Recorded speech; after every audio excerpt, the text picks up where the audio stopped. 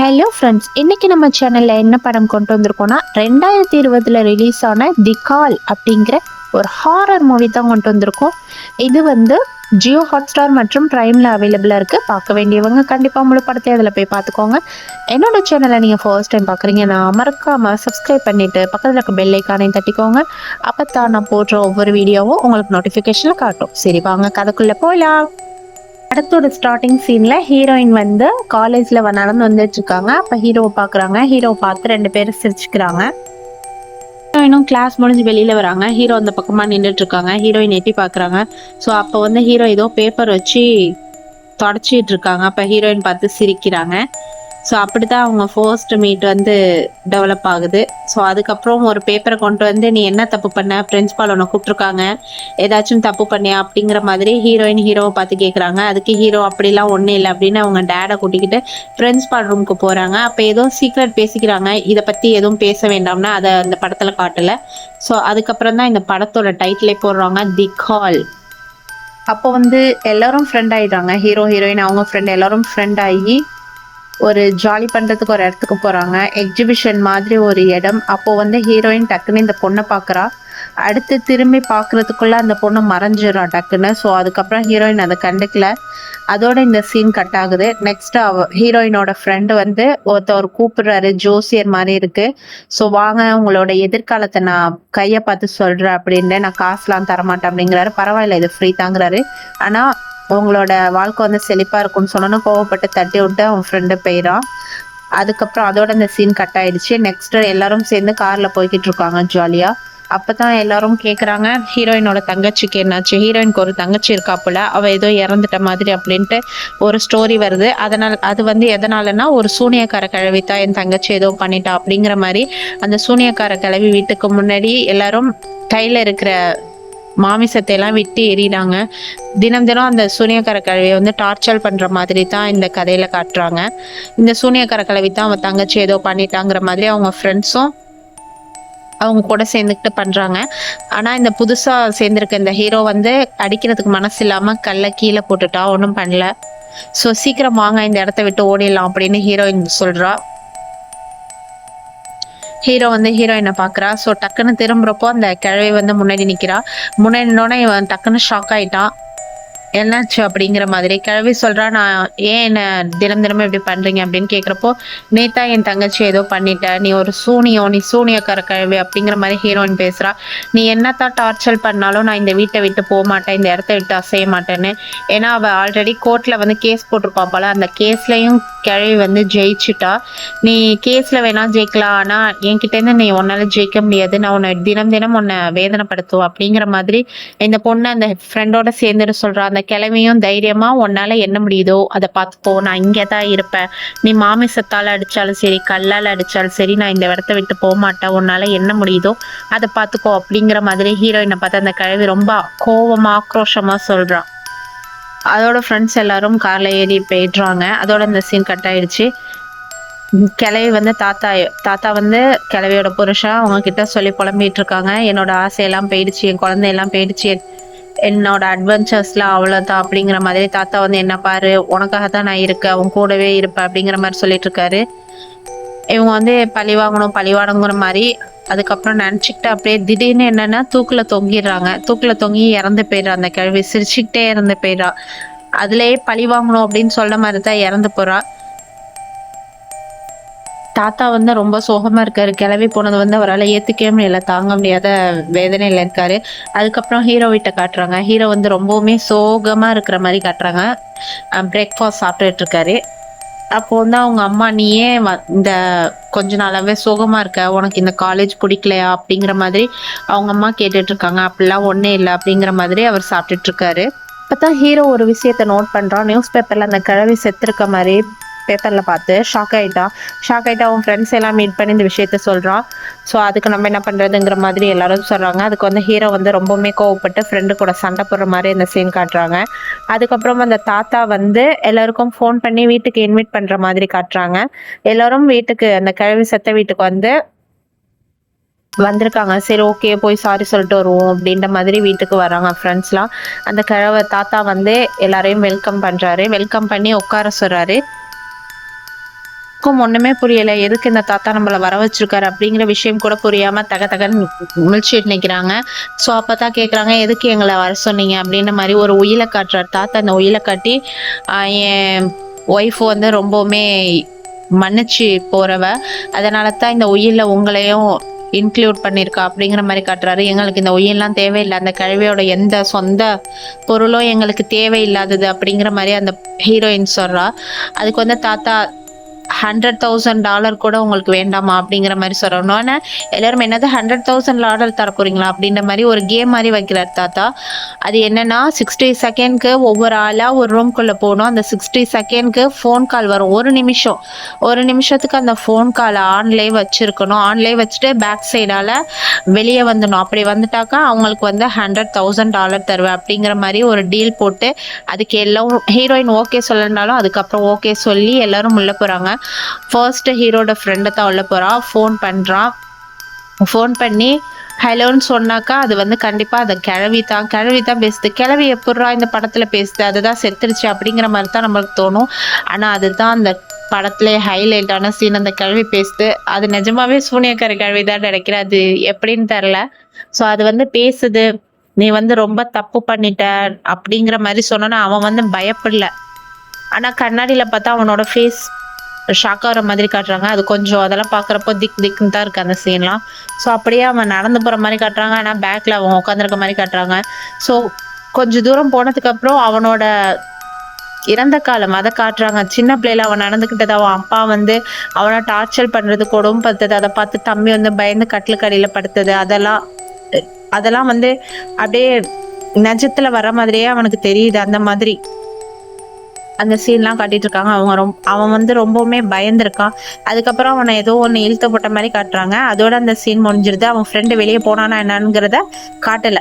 நிமிஷத்துக்கு அப்புறம் ஒரு சவுண்ட் கேட்குது. ஒரு சவுண்ட் கேட்டதுக்கு அப்புறம் நெக்ஸ்ட் ஃப்ரெண்டு வந்து உள்ள போற மாதிரி கதை ஓப்பன் ஆகுது. அடுத்த ஃப்ரெண்டு வந்து உள்ள போறான். ஸோ அந்த மாதிரி தான் இந்த சீன் காட்டுறாங்க. அவனும் அந்த ஃபோனை எடுத்து ஹலோ அப்படின்னு பேசுகிறான். பார்த்தாக்கா அந்த கிழவி தான் பேசுது. அவனும் ரொம்ப ஷாக் ஆகிட்டு அந்த கிழவிட்ட பேசுகிறான். ரொம்ப ரொம்ப பயந்து பேசுகிறான். நீ சின்ன வயசில் இப்படி பண்ண அப்படி பண்ணங்கிற மாதிரி அந்த கிழவி சொல்லிட்டு இருக்கா. அவனுக்கும் அந்த சின்ன வயசு ஞாபகங்கள்லாம் நிஜமாவே வர்ற மாதிரி அந்த சீன் காட்டுறாங்க. அந்த கட்டிலுக்கடியில் ஒளிஞ்சிருக்க பையன் வந்து இந்த ஹீரோட ஃப்ரெண்டு தான். அவங்க 2 பேரும் அண்ணன் தம்பி. ஸோ அவன் வந்து கட்டிலுக்கடியில் ஒளிஞ்சிருக்கான் அப்பாவுக்கு பயந்துக்கிட்டு. ஸோ அந்த மாதிரி இந்த சீனை காட்டுறாங்க. அப்புறம் பார்த்தா திடீர்னு ஒரு உருவம் வந்து முன்னாடி நிற்கிது. அதை பார்த்து ரொம்பவுமே பயந்து கத்திக்கிட்டு ஓடுறான். ஓடி போய் பார்த்தாக்கா அவன் அண்ணன் ஃபர்ஸ்ட் வந்து அண்ணன் வந்து இங்க பேய் மாதிரி நிக்கிற மாதிரி காட்டுறாங்க. பின்னாடி வந்து அவன் அப்பா வந்து நிக்கிறான். ஸோ 2 பேரையும் பார்த்து ரொம்பவுமே பயந்துக்கிட்டு இன்னும் ஓடி ஒளிஞ்சு போயிருக்கா. ஸோ அந்த மாதிரி காட்டுறாங்க. இந்த சீன்லாம் பார்க்குறப்போ ரொம்பவுமே பயங்கரமா இருக்கும்.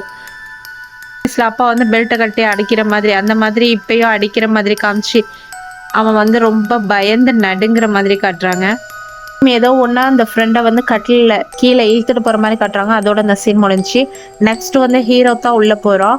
அதே மாதிரி சேம் நம்பர், அந்த கிழவியோட நம்பருக்கு கால் பண்ணுறான். இதை மாதிரி டிக் டிக்னு சவுண்ட் அது அடிக்குது. அதுக்கப்புறம் பார்த்தா அவனோட இறந்த காலத்தை காட்டுது. ஸோ அவன் வந்து ஃபர்ஸ்ட் ஒரு பொண்ணை லவ் பண்ணியிருப்பான். அந்த பொண்ணை வந்து வீட்டில் பேசிட்டேன் கல்யாணம் பண்ணிக்கலாம் அப்படிங்கிற மாதிரி சொல்லும். அதுக்குள்ள அவள் வந்து ஆக்சிடென்ட் ஆகி இறந்து போய் அவள் வந்து நேரில் வந்து நிற்கிற மாதிரி காட்டுவாங்க. அது வந்து ரொம்ப பயங்கரமாக இருக்கும். அவள் வந்து ஆப்போசிட்ல பயங்கரமாக இந்த சீன் வந்து கொஞ்சம் பயங்கரமாக இருக்கும். எதிர பேய் வர்ற மாதிரி காட்டுவாங்க. அப்படின்னு பார்த்தா அந்த பொண்ணு நல்ல மாதிரியா இருக்கும். செத்த மாதிரி காட்ட மாட்டாங்க. நல்ல மாதிரி இருந்து கை நீட்டி கூப்பிடும். வாயங்கிட்ட வாண்ட மாதிரி கூப்பிடும். அவன் வந்து பயந்துக்கிட்டே போக மாட்டான். ஆனால் அதுக்கப்புறம் போவான். நீ எங்கேருந்து ஆரம்பிச்சியோ அங்கேருந்து முடிச்சாதான் உன்னால இந்த ரூமை விட்டு போக முடியும் அப்படிங்கிற மாதிரி ஹிண்ட் கொடுத்த மாதிரி போயிடும். அதுக்கப்புறம் இவன் செத்த ஃப்ரெண்டு வந்து பிடிப்பான். ஆனால் கடைசியில் பார்த்தா அவனும் ஒரு பேய் மாதிரி தான் காட்டுவாங்க. பயங்கரமாக இருக்கும் இந்த சீன்லாம். இப்போ வந்து அதே ஃபோனை அட்டன் பண்ணாதான் இவனால இங்கே வெளியே போக முடியும். ஸோ அதனால இந்த பேயை தள்ளி விட்டுட்டு அலறி அடிச்சு திரும்ப அந்த ஃபோனை தேடிக்கிட்டு ஓடுவான். தேடி ஓடி ஒரு வழியா அட்டன் பண்ணிடுவான். 1 நிமிஷமும் முடிஞ்சிரும். இந்த கதையில என்னன்னா அந்த 1 நிமிஷத்துக்குள்ள அந்த கிழவி சில மாயை உண்டு பண்ணி வச்சிருப்பா. நம்மளோட பின்னோக்கின வாழ்க்கையை வந்து நிஜமாவே ரியலா காட்டுற மாதிரி. ஸோ அதுக்குள்ள மாட்டாம நம்ம வெளியில வந்துடணும். ஹீரோ சூப்பரா வெளியில வந்துருவான் அதுக்குள்ள மாட்டாம. வெளில வந்ததுக்கப்புறம் தான் யோசனை வரும், ஐயோ ஹீரோயின் மாட்டிக்க போறா அப்படிங்கிற மாதிரி ஹீரோயினை காப்பாத்துறதுக்காக ஓடுவான். ஆனால் ஹீரோ வந்து பேக் சைடாக ரூம்குள்ளே போயிட்டு வெளியில் வரத்துக்குள்ளே ஹீரோயின் உள்ளே போயிடுவா. ஸோ அவளை எப்படியாச்சும் காப்பாற்றணும் அப்படிங்கிற முயற்சியில் இறங்கியிருப்பான். ஸோ எப்படியாவது ஹீரோயினை காப்பாற்றிடணும்னு வந்து பார்த்தா டோர் வந்து லாக் ஆயிருக்கு. ஹீரோயின் ஆல்ரெடி உள்ளே போயிட்டா. உள்ள வந்துருவான். உள்ள வந்ததுக்கு அப்புறம் ஹீரோயின் வந்து ஒரு துப்பாக்கி வச்சுட்டு ஹீரோ சுடுற மாதிரி நிப்பா. அவன் வந்து ரொம்பவுமே பயந்துருவான். ஏன்னா ஹீரோயின் உள்ள வந்தோடனே ஒரு டிவில வந்து இவனும் ஃப்ரெண்டும் சேர்ந்து ஹீரோயினை போட்டு தள்ளிடலாம் அப்படிங்கிற மாதிரி பேசின மாதிரி ஒரு காட்சி வந்திருக்கும். அது நிஜம் கிடையாது. அதுவும் கிழவியோட சூழ்ச்சி தான். அது வந்து அவர் நிஜம் நினைச்சிட்டு சுட போவா. ஆனா அவன் வந்து என்ன சுடாத, நீ உன்னை காப்பாத்துறதுக்கு தான் நான் வந்திருக்கேன் அப்படிமா. ஆனா அவன் நம்ப மாட்டான். அது கடைசியில இந்த கிழவன் வந்து நீ மட்டும் எப்படி தப்பிக்கலாம், நீயும் இங்க செத்துதான் ஆகணும் அப்படிங்கிற மாதிரி இந்த கிழவன் வந்து ஆர்கியூ பண்ணிட்டு இருப்பான் உள்ள வந்து. அதுக்கப்புறம் 2 பேரும் சேர்ந்து எப்படி தப்பிக்கலாம் அப்படிங்கிற மாதிரி யோசிப்பாங்க. காப்பாத்துறதுக்காக அந்த கிழவனை வந்து ஹீரோ வந்து சுட்டுடுவான், சுட்டு சாவடிச்சிருவான். அந்த இடத்துல இறந்து போயிடுறாரு. தப்பிக்கணும்னு பெண்வாசல் வழியா ஓடிடலாம் அப்படின்ட்டு வந்து பாக்குறாங்க. ஆனா கிழவன் வந்து அந்த கதவை ஃபுல்லா ஆணி வச்சு அடிச்சிருக்கா எஸ்கேப் ஆக முடியாம. ஆனா அந்த பயங்கரமான சவுண்ட் வந்து அவளை தப்பிக்க விட மாட்டேது. எப்படி நீ கால் அட்டன் பண்ணி தான் ஆகணுங்கிற மாதிரி. ஸோ அவளும் அந்த சத்தத்தை தாங்க முடியாம அந்த போனை அட்டன் பண்ணி என்னை விட்டுரு, என்னை மன்னிச்சிருங்கிற மாதிரி கேட்குறா. ஆனா அந்த கிழவி வந்து சிரிக்கிறா. இந்த ஹீரோயினோட பேக் ஸ்டோரி காட்டுறாங்க. இவ வந்து என்ன பண்ணியிருப்பானா, அவ தங்கச்சி தான் காணாம போயிருக்கான்னு சொல்லியிருக்காள்ல, அந்த தங்கச்சி வந்து இந்த டே கேர் கிழவியோட டே கேர்ல தான் இருப்பா. ஸோ இந்த கிழவிக்கு வந்து அவ தங்கச்சி, இவ தான் அந்த தங்கச்சி. இவளை வந்து அவளுக்கு ரொம்பவுமே பிடிக்கும், பொண்ணு மாதிரி பார்த்துட்டு இருப்பா. ஸோ இதுல வந்து நான் வந்து உனக்கு ஒரு கிஃப்ட் தரேன் அப்படிங்கிற மாதிரி ஒரு டாலர் செயின் வந்து அவ கழுத்துல மாட்டி விடுவா. அதுக்கப்புறம் அந்த தன்யா ஹீரோயினும் அவளோட தங்கச்சி டே கேர்ல வளர்ந்த பொண்ணும் 2 பேரும் நடந்து பேசிட்டு வருவாங்க. அப்போ சொல்லுவா தங்கச்சி, அந்த பாட்டி வந்து எனக்கு செயின் கொடுத்தாங்க, டாலர் செயின், அவங்களுக்கு என்ன ரொம்ப பிடிக்குமா அப்படிங்கிற மாதிரி சொல்றப்போ, உன்னைய தான் எல்லாருக்குமே ரொம்ப பிடிக்கும், என் அப்பாவுக்கும் உன்னை தான் என்ன ரொம்ப பிடிக்கும், என்னை அதிகமாக பிடிக்காது அப்படிங்கிற மாதிரி பொறாமப்படுற மாதிரி இந்த சீனை காட்டுறாங்க. பிடிச்சி அந்த செயினை இழுத்துறா. அதுக்கு வந்து அவ ஏன் இதை இழுக்கிற, இது எனக்காக அந்த பாட்டி கொடுத்தாங்க கொடுங்கிற மாதிரி சொல்றா. ஆனா அவ கொடுக்க மாட்டா. ஒரு கல்லை எடுத்து மண்டையில பயங்கரமா அடிச்சிருவா. அடிச்சதுக்கு அப்புறம் எப்படி காட்டுறாங்கன்னா, அந்த ஆத்தோரத்துல அந்த சைக்கிள் கிடக்குற மாதிரி காட்டுறாங்க. அப்படின்னா அந்த ஹீரோயின் வந்து தங்கச்சி ஆத்தோரத்துல தள்ளி விட்ட மாதிரி தான். ஸோ அது யாருக்குமே தெரியாது, அவ செத்த மாதிரியே தெரியாது. ஸோ அப்படித்தான் அந்த கதை போகுது. ஆனா கடைசியில அந்த கிழவி ஏதோ பண்ணிட்டா அப்படிங்கிற மாதிரி தான் ஹீரோயின் பெருசாகியும் அந்த நாடகத்தை வந்து கண்டினியூ பண்ணிட்டே இருந்திருக்கா. ஆனா அந்த செயினை மட்டும் வச்சிருக்கிறதுனால தான் அந்த கிழவி அழகா கண்டுபிடிச்சது. அந்த செயினை வந்து கிளவி கொடுத்தது. ஸோ அதனால தான் அந்த கிழவி வந்து இவத்தான் ஏதோ பண்ணிட்டா அப்படிங்கிற மாதிரி கண்டுபிடிச்சா. ஆனா அது வரை வெளியில இதை யார்கிட்டையுமே சொல்லல. அவ பழி சுமத்துறப்ப கூட தாந்தாங்கிற மாதிரி தான் அது அமைதியா இருந்திருக்கா அந்த கிழவி சொல்றதெல்லாம் எடுத்துட்டு.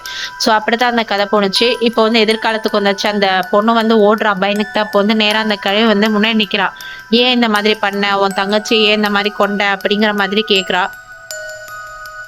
அந்த பழிய நான் தான் சுமந்துகிட்டு இருக்கேன், நான் தான் சூனியக்காரி, நான் தான் கொண்ட மாதிரி நீ பேசிட்டு இருக்க, எல்லாரும் பேசிட்டு இருக்கீங்க, ஆனா நீ தான் கொண்டங்கிறது யாருக்குமே தெரியாது, எனக்கு மட்டும் தான் தெரியும் அப்படின்னு கிழவி கோவமா சொல்லி குரவலையை பிடிச்சி ரொம்ப கோவமா பேசுறா.